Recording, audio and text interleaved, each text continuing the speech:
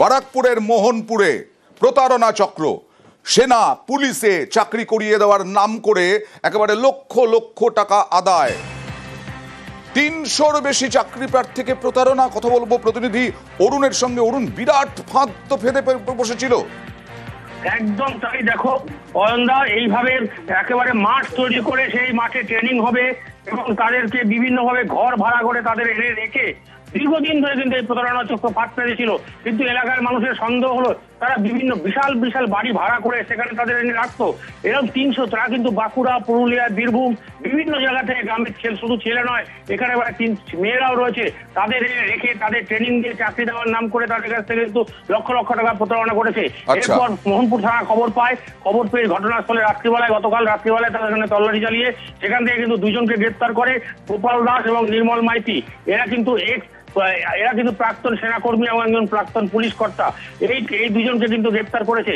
এদের মধ্যে একটা বড় চক্র কাজ করছে, কারণ যারা প্রতারিত তারা কিন্তু আমাদের ক্যামেরাকে দেখে তারা ভয়ে পালাচ্ছে। তাদের এতটাই ভয় যে তাদের টাকা গেছে, কিন্তু পরিবারের লোক যদি জানতে পারে তাহলে তাদের পরিবারের কি হবে। এরপর থেকে কিন্তু তারা এলাকা থেকে দুজনকে গ্রেপ্তার করা হয়েছে। এর সঙ্গে কারা আছে তা কিন্তু খতিয়ে দেখছে পুলিশ। বেশ,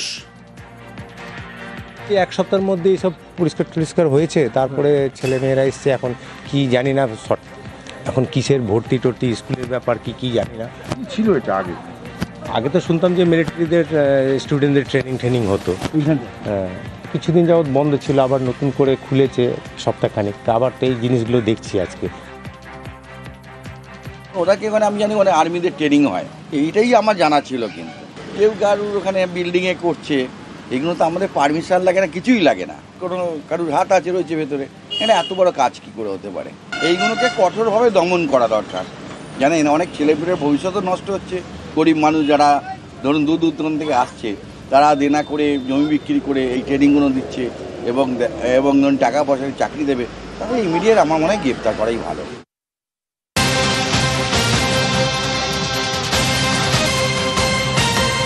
দুপুরেই অন্ধকার নেমে এলো কলকাতা শহরে এবং মুষলধারায় বৃষ্টি শুরু হলো। মুষলধারায় বৃষ্টি চলছে কলকাতার বিভিন্ন এলাকায়, সল্টলেক সহ বিভিন্ন এলাকায় মুষলধারায় বৃষ্টি। দুপুরেই একেবারে অন্ধকার নেমে এসেছে, আকাশ কালো করে নেমে এসেছে মেঘ, আর তার সঙ্গে তুমুল বৃষ্টি। আসলে এই পূর্বাভাস কি ছিল? এবং দুর্যোগ দেখলেই তো আবার সেই আশঙ্কা মনে জাগে যে 400 মিলিমিটার বৃষ্টি হয়েছিল এক রাতে, কয়েক ঘন্টার মধ্যে। সরাসরি চলে যাব প্রতিনিধি বিশ্বজিতের কাছে। বিশ্বজিৎ, কি পূর্বাভাস ছিল এবং কতক্ষণ চলতে পারে এই বৃষ্টি?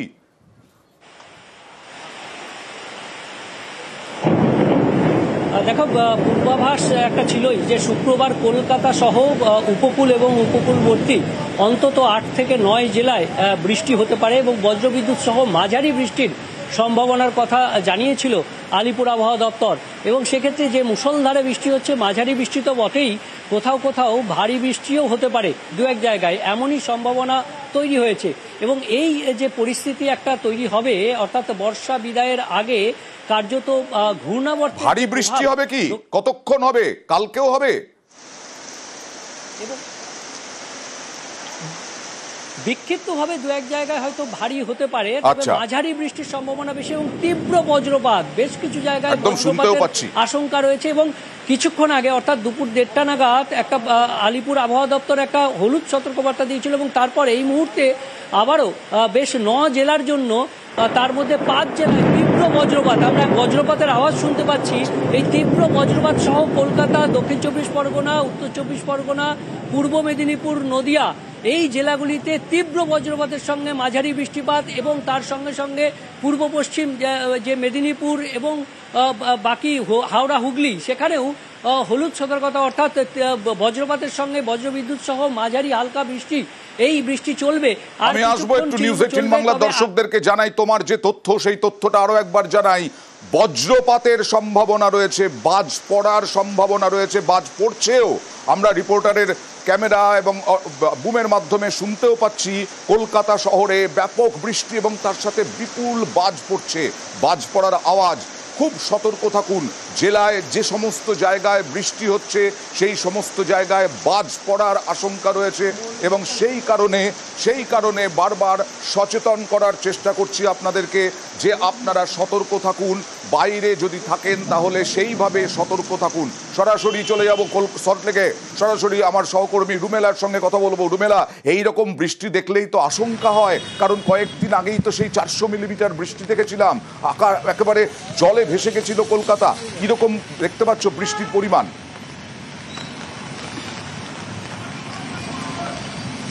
একেবারে দেবীপক্ষের শুরুর কথাই তুমি বলছো অয়ন। মহালয়ার ঠিক পরের দিন 22শে সেপ্টেম্বর আমরা দেখেছিলাম শহর কলকাতা কার্যত ডুবে গিয়েছিল। সব থেকে বেশি বৃষ্টি হয়েছিল গড়িয়াহাট এবং অয়ন যেই জায়গা থেকে আমি তোমার সঙ্গে দাঁড়িয়ে কথা বলছি, আমাদের সেদিনের ছবিটা স্পষ্ট এখনো পর্যন্ত। এই জায়গায় কোমর সমান জল ছিল। বৃষ্টি ক্রমশ বাড়ছে সেটা বুঝতে পারছি। সল্টলেক সেক্টর 5-এ এই মুহূর্তে অন্ধকার নেমে এসেছে। গোটা শহর কলকাতার বিভিন্ন জায়গা আমাদের সহকর্মীরা যেরকম বলছিলেন একেবারে অন্ধকার নেমে এসেছে। ঘড়িতে এখন সময় বেলা 3:04। অয়ন, এই ছবি দেখলে কে বলবে এটা দুপুর 3টে? এই ছবি দেখলে মনে হচ্ছে যেন সন্ধ্যের ঠিক আগের মুহূর্ত এবং এই অন্ধকারই ভয় ধরায়। তার কারণ যেই ছবি আমরা দেখেছিলাম, লাগাতার বৃষ্টি, 400 মিলিমিটার বৃষ্টি, সেই বৃষ্টিতে জলে ডুবে গিয়েছিল কলকাতা। এবং অয়ন, জানিয়ে রাখি কলকাতা সহ দক্ষিণবঙ্গের বেশ কিছু জেলায়, যার মধ্যে উপকূলবর্তী জেলা মেদিনীপুর পড়ছে, যার মধ্যে দক্ষিণ 24 পরগনা পড়ছে, নদিয়া, এই সমস্ত জায়গায় কিন্তু ইতিমধ্যেই কমলা সতর্কতা জারি করা হয়েছে। এবং যে আশঙ্কার কথা তুমি বলছিলে বজ্রপাত, সেই বজ্রপাতের সম্ভাবনাও কিন্তু বাড়ছে। বজ্রপাত ইতিমধ্যেই আমরা দেখছি, তুমি যে কথা বলছিলে বজ্রপাত হচ্ছে, কিন্তু এখনো পর্যন্ত সেক্টর 5, সল্টলেক সেক্টর 5-এ সেই রকম বজ্রপাত, সেই রকম বাজ পড়ার যে আওয়াজ না, তা এখনো পর্যন্ত শোনা না গেলেও বৃষ্টির পরিমাণও বোধহয় এখন অনেকটা কম, কষ্ট করে দিচ্ছে। আকাশের মুখ ভার। যখন অয়ন নিচে নামলাম ঠিক কিছুক্ষণ আগে, মিনিট 3 আগে, তখন বৃষ্টিটা ঝিরঝিরে পড়ছিল, কিন্তু তোমার সঙ্গে যখন কথা বলা শুরু করলাম তারপর থেকে এখনো পর্যন্ত বলতে পারি এই মিনিট 2-এর মধ্যে বৃষ্টির পরিমাণটা কিন্তু বাড়লো। আচ্ছা, তুমি সঙ্গে থাকো। বিশ্বজিৎ আছেন আমার সঙ্গে, বিশ্বজিতের কাছে যাব। যে বিশ্বজিৎ, তুমি যেখানে দাঁড়িয়ে আছো সেখানে তো দেখতেই পাচ্ছি একেবারে কালো, মানে অন্ধকার নেমে এসেছে, এমনকি তোমাকে লাইট পর্যন্ত জ্বালাতে হয়েছে ক্যামেরার সঙ্গে। কি অবস্থা ওখানে? একদমই, বেশ কিছুক্ষণ ধরে আমরা জানি যে অ্যালার্ট দেওয়া হয়েছিল যে কলকাতাতে তীব্র বজ্রপাতের সঙ্গে মাঝারি বৃষ্টিপাত এবং তার সঙ্গে একটু হাওয়াও বইবে 40 থেকে 50 কিলোমিটার। শুধুমাত্র কলকাতা নয়, কলকাতা, উত্তর 24 পরগনা, দক্ষিণ 24 পরগনা এবং পূর্ব মেদিনীপুর এবং নদিয়া, এই জেলাগুলির জন্য এই সতর্কতা রয়েছে। এবং তাছাড়াও হাওড়া, হুগলি, পশ্চিম মেদিনীপুরেও এই তীব্র বজ্রপাতের সঙ্গে হালকা মাঝারি বৃষ্টির সম্ভাবনা। তুমি যেখানে দাঁড়িয়ে আছো সেখানেও কি মুষলধারায় বৃষ্টি হচ্ছে এই মুহূর্তে? একদমই, এখানে মাঝারি মানের বৃষ্টি এখনও চলছে এবং বলা যায় যে মুষলধারে বৃষ্টি কিছুক্ষণ আগেই শুরু হয়েছে এবং এখনও চলছে অবিরাম। এবং তার সঙ্গে সবথেকে গুরুত্বপূর্ণ বজ্রপাত হচ্ছে, মুহুর্মুহু বজ্রপাত হচ্ছে। এবং বজ্রপাতের যে অ্যালার্ট আলিপুর আবহাওয়া দপ্তর থেকে জানানো হয়েছে যে এইটাও কিন্তু থাকবে। শুধু কলকাতা নয়, কলকাতা সহ সংলগ্ন জেলাগুলিতেও তীব্র বজ্রপাতের সঙ্গেই এই বৃষ্টিপাত হবে এবং বেশ কিছুক্ষণ এই বৃষ্টিপাত থাকবে, এমনটাই জানানো হচ্ছে। ওকে, বেশ কিছুক্ষণ এই বৃষ্টিপাত থাকবে। আরো একবার চলে যাব প্রতিনিধি রুমেলার কাছে। রুমেলা, এখন কি মানুষ কি বৃষ্টিটা এনজয় করছেন, নাকি কোনো রকম ভাবে সেই আশঙ্কা, যদি কারোর সঙ্গে কথা বলা সম্ভব হয়?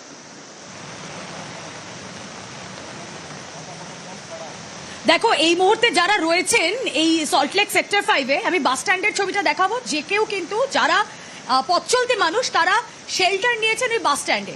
সেই জায়গা পর্যন্ত যাওয়াটা একটু দুষ্কর। যদি এখানে কারোর সঙ্গে কথা বলা সম্ভব হয়, আমি একটু আমার সহকর্মী সনদকে বলবো, এখানে অনেকেই অপেক্ষা করছেন, অবশ্যই তারা তাদের গন্তব্যে যাওয়ার জন্য অপেক্ষা করছেন, কথা বলার চেষ্টা করব। এই বৃষ্টি মাথায় কি অফিসে?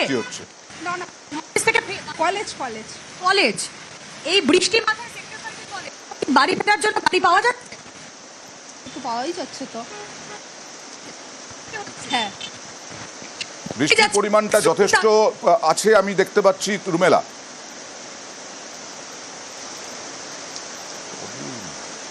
আরো একবার চলে যাই বিশ্বজিতের কাছে। তোমার অডিও আমরা পাচ্ছি না সেরকম ভাবে। বিশ্বজিৎ, কি অবস্থা? কতক্ষণ চলতে পারে এই বৃষ্টি? একদমই, যে তীব্র বজ্রপাত, মুহুর্মুহু বজ্রপাত হচ্ছে এবং তার সঙ্গে বেশ মুষলধারে যেরকম বৃষ্টি, মাঝারি মানের যে বৃষ্টি, সেই বৃষ্টি কিন্তু হয়েই চলেছে।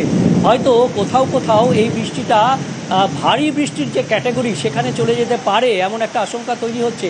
অর্থাৎ একটা পূর্বাভাস ছিলই, দক্ষিণ বাংলাদেশে গতকালই ঘূর্ণাবর্ত দানা বেঁধেছিল এবং সেই ঘূর্ণাবর্ত যে আরও একবার বুধবারের মতো শুক্রবারেও বৃষ্টি হবে এই পূর্বাভাস আগে থেকেই দিয়েছিল আলিপুর আবহাওয়া দপ্তর। তবে এই মুহূর্তে বৃষ্টি তো হচ্ছেই, তার সঙ্গে আশঙ্কা এই তীব্র মুহুর্মুহু বজ্রপাতের। আমরা কিছুক্ষণ আগে থেকে দেখছি যে মিনিট 5-10 হলো যে এত বাজ পড়ার আওয়াজ, অর্থাৎ তীব্র বজ্রপাত খুব কাছে, সেই আওয়াজটা আমরা দর্শকদেরও শুনিয়েছি যে সেই আওয়াজটা যেমন একদিকে আশঙ্কা তৈরি করছে, তেমনি এই যে মাঝারি মানের বৃষ্টির পূর্বাভাস থাকলেও সেটা যে কোথাও কোথাও ভারী বৃষ্টি হতে পারে, অন্তত এখনকার আবহাওয়া দেখে সেটাই মনে হচ্ছে। তবে অনেকেই বৃষ্টিতে বিরক্ত হয়ে পড়েছেন, এবার যথেষ্ট বৃষ্টি হয়েছে, এখন এই বৃষ্টির কি পরিস্থিতি হয় ভবিষ্যতে সেটাই দেখার।